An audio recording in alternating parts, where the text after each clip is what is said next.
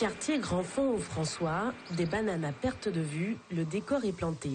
Il est 6h30 du matin et tout semble encore paisible.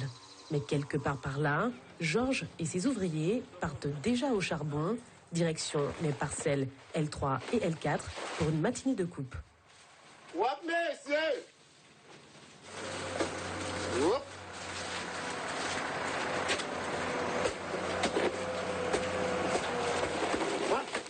Dans le champ, les choses s'activent et c'est parti pour un balai assez intrigant.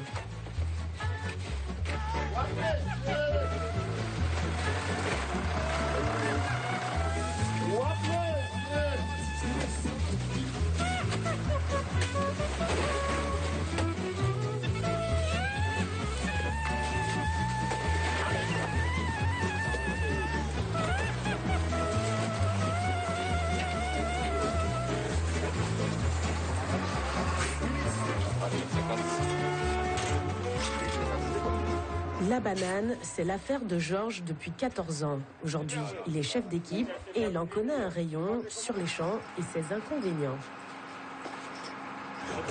Bon voilà, ça c'est de la terre. Il y en a très peu dessus. C'est une feuille qui est nécrosée. Donc là, quand on fait le coupe-feuille, on n'enlève pas toute la feuille, on fait un coupe-feuille chirurgical.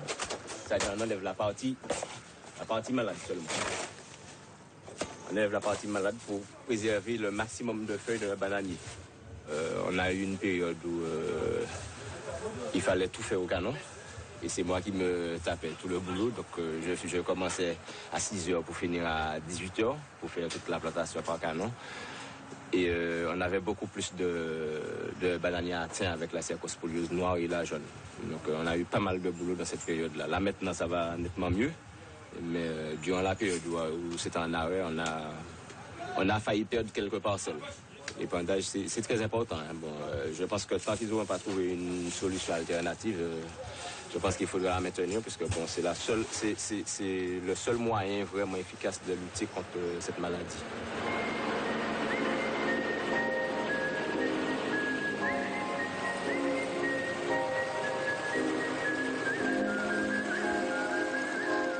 À peine cueilli et déjà livré pour être découpé puis nettoyé, au hangar, le rythme est accéléré et la banane n'attend pas. Le scénario est bien rodé et tout le monde met la main à la pâte. Ils sont au total plus d'une quarantaine à travailler sur cette plantation typhon de plus de 85 hectares pour une recette commerciale d'environ 650 € par tonne. Et désormais, la banane est traçable. Comme toute autre consommable, elle est étiquetée avec un code-barre comme celui-ci. De la récolte au conditionnement, tout problème est dès lors détectable. Quand le régime est habillé, quand on met le poli, quand il vient de sortir du bananier, on met donc ce code-barre avec la date à laquelle il a été habillé et l'opérateur qui l'a habillé. Et donc, on sait à quelle heure on l'a récolté, donc c'est la traçabilité du régime. Donc il a été, là, on le scanne, donc il y a l'heure sur le scan, donc on sait que ce régime, en une demi-heure, il sera emballé. Donc s'il y a un souci à l'arrivée sur un carton, on sait dans quelle parcelle aller pour savoir quel problème il y a eu. Petit tour du côté des filles qui se chargent de la partie la plus délicate de la chaîne. Couper, nettoyer, sélectionner, la banane est choyée par ces dames. Paulette baigne dans le milieu depuis 20 ans, alors autant dire que c'est une experte en la matière.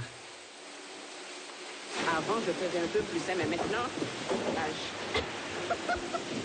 Là, j'en ai la raison. Ouais. Mais là, je fais la découpe, je leur donne un petit coup de main par la parfois, je fais l'entretien, je fais des coups de feuilles.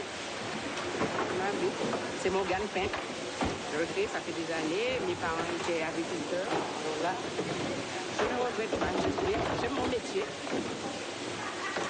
Ça arrive de temps en temps, il y a des incidents. Pour Jessica, les gestes sont automatiques mais précis. La pesée est également une étape importante du conditionnement de la banane. Et pour elle, le label n'a aucun secret. Le label, c'est la couleur rouge, c'est l'étiquette rouge. En fait, c'est la belle banane. Et tandis que l'extra, c'est l'étiquette blanche. Qu'est-ce qui diffère? Le poids et la qualité de la banane, tout simplement. Emballée, c'est pesé. La banane poursuit son cheminement et passe cette fois-ci entre les mains de Luc et Manuela avant de voguer vers de nouveaux horizons.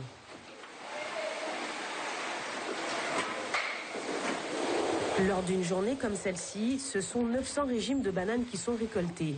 Au total, 71 palettes de 54 cartons sont prêtes à être expédiées vers l'Hexagone, mais également vers les pays d'Europe de l'Est, l'Espagne, l'Italie et récemment la Belgique.